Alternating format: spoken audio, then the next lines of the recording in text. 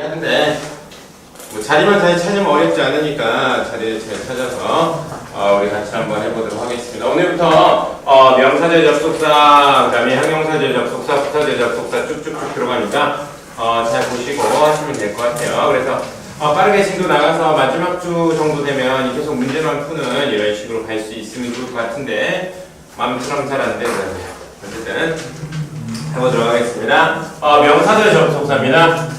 이 명사절 접속사는 이렇게 절이 문장에서의 무슨 역할을 하는 거냐면 명사의 역할을 한다고 해서 명사절 접속사죠. 그러면 명사절 접속사의 역할을 명사가 하는 역할처럼 주어, 목적어, 보호 역할을 할 겁니다. 자리가 그러니까 첫 번째 명사절 접속사의 자리가 첫 번째 어떻게 되는 거냐면 블랭크 있고 이렇게 문장이 나왔는데요. 여기서부터 여기까지가 문장 맨 앞에서 주어 역할 하잖아요. 그러면 동사가 나오겠죠? 그래서 문장 맨 앞에 나올 때 이렇게 명사절 접속사나 주어 역할하는 자리에 나올 수가 있습니다. 그 다음에 두 번째 자리는 어떤 자리냐면요. 당연히 전치사 뒤에도 이렇게 문장이 나와서 무슨 역할을 하냐면 전치사의 목적어 역할을 할 수 있는 겁니다. 전치사 뒤에도 명사절 접속사가 나올 수는 있습니다. 근데 이제 못 나오는 애들이 좀 있어서 그렇지. 그 다음에 세 번째는 어떤 애들이 있냐면 동사가 있으면 동사 뒤에도 동사의 목적어 역할. 그죠? 특히나 타동사나 아니면 사실 이형식 동사의 비동사 뒤에도 아주 가끔가다 보호 역할에서 명사절이 나올 수 있어요. 그래서 이렇게 목적어나 보호의 역할을 함으로써 이렇게 나올 수가 있습니다. 그러니까 결과적으로 자리는 문장 맨 앞에서 주어 역할하는 명사절, 그 다음에 전체의 목적어하는, 그 다음에 목적어의 타동사의 목적어 역할하는 명사절 접속사 이 세 자리 정도가 나올 수 있을 겁니다. 자리를 언제나 알아두시는 게 중요해요. 감사합니다. 자리를 언제나 알아두시는 게 중요합니다. 이게 명사절만 보이면은 명사절이라도 쉬운데 형용사절이랑 부사절 배우면요 접속사들이 서로 겹쳐서 헷갈려요.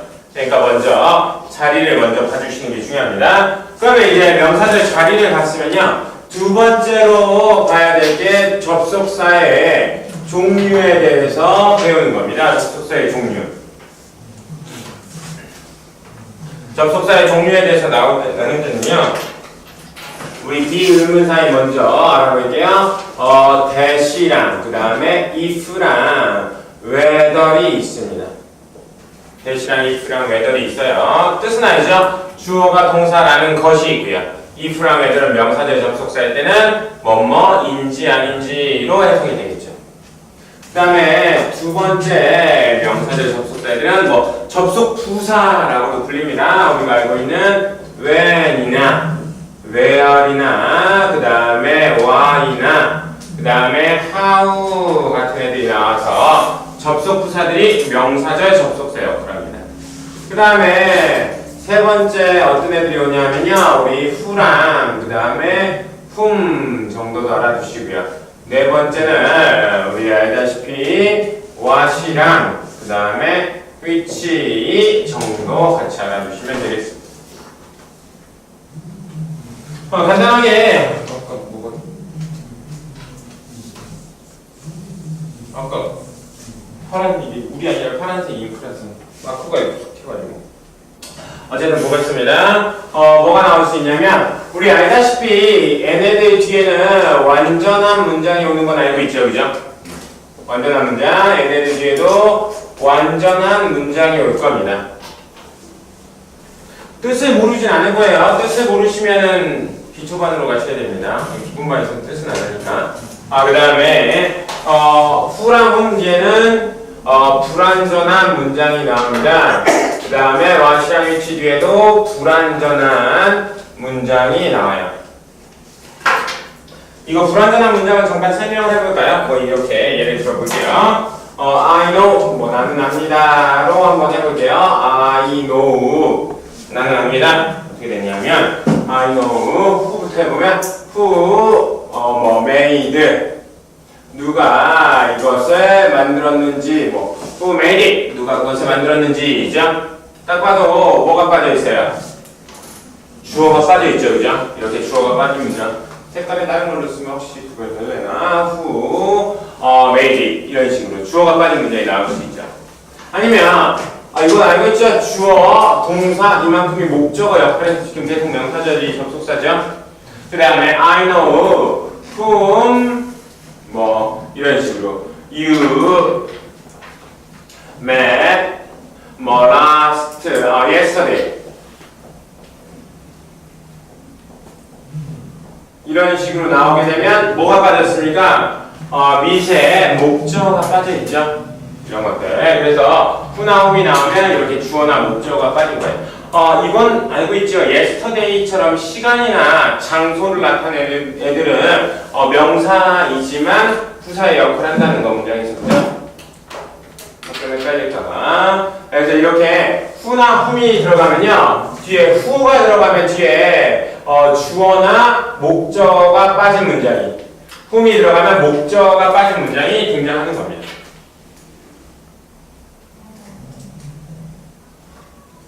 이해되죠? 그 다음에 이제 what이랑 which랑은 뜻이 비슷하고요. 그 다음에 굳이 따지자면 얘는 뭔가 제한이 돼 있고 얘가 제한이 안 돼 있죠.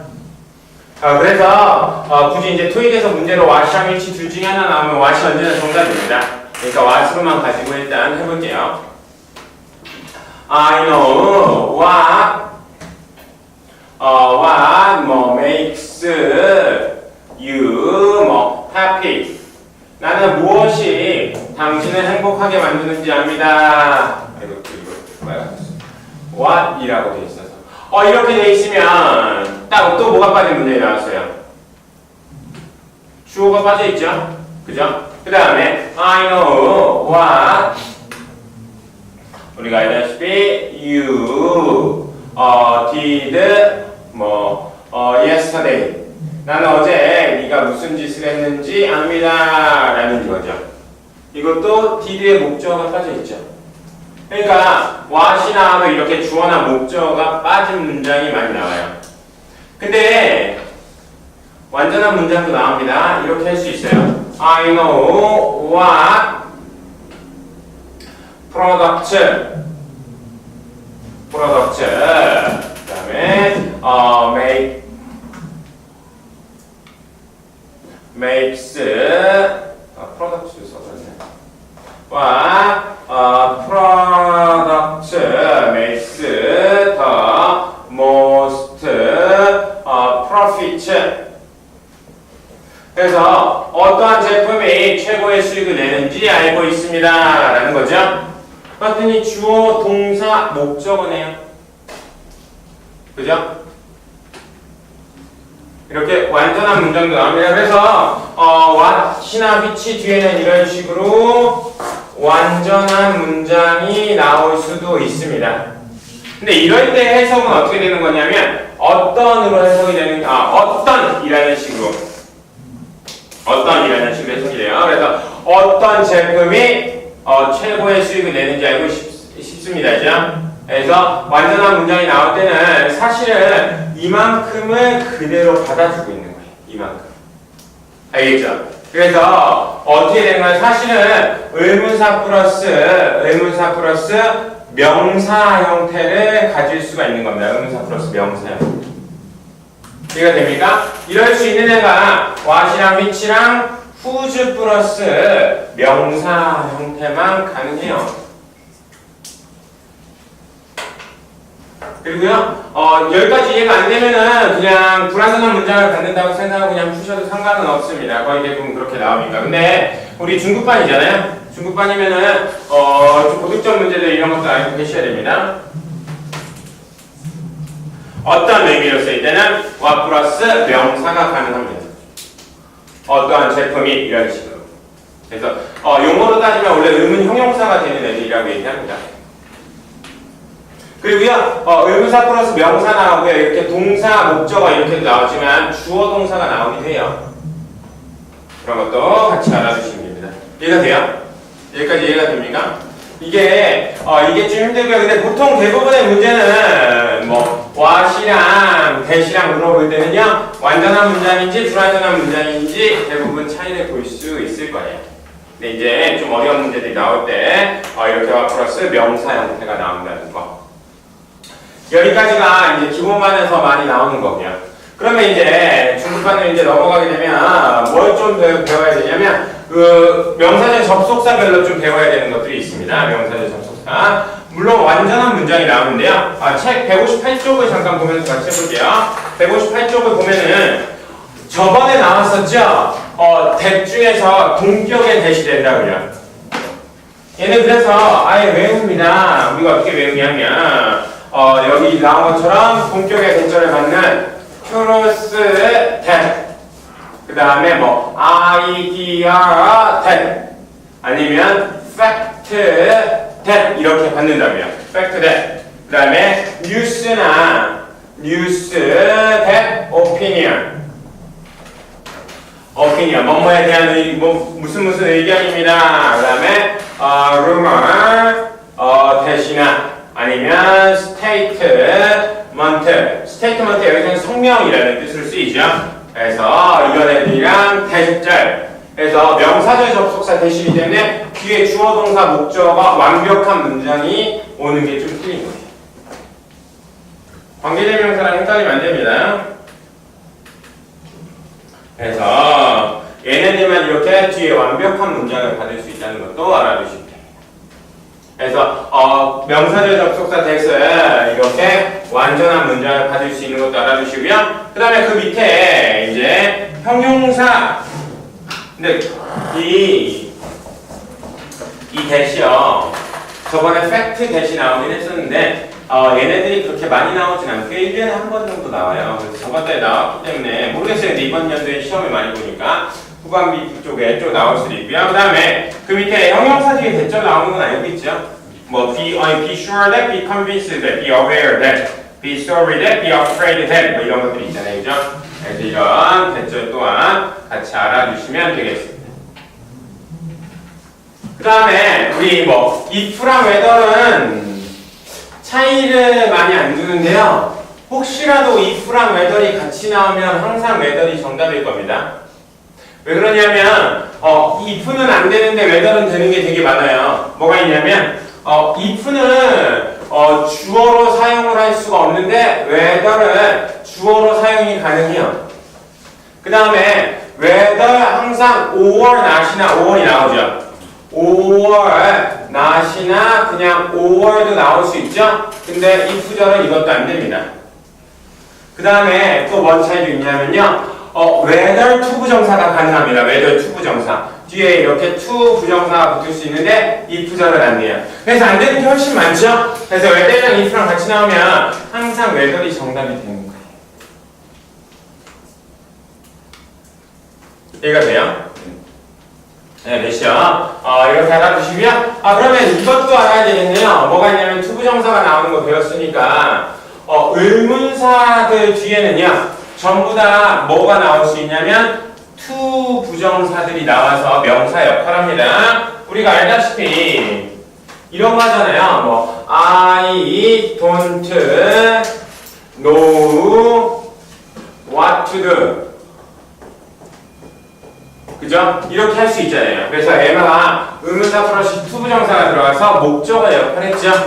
이런 식으로 의문사 플러스 to 부정사가 들어갑니다. whether는 의문사처럼 생겼죠. WH. 그래서 to 부정사가 들어간다고 생각하시면 돼요.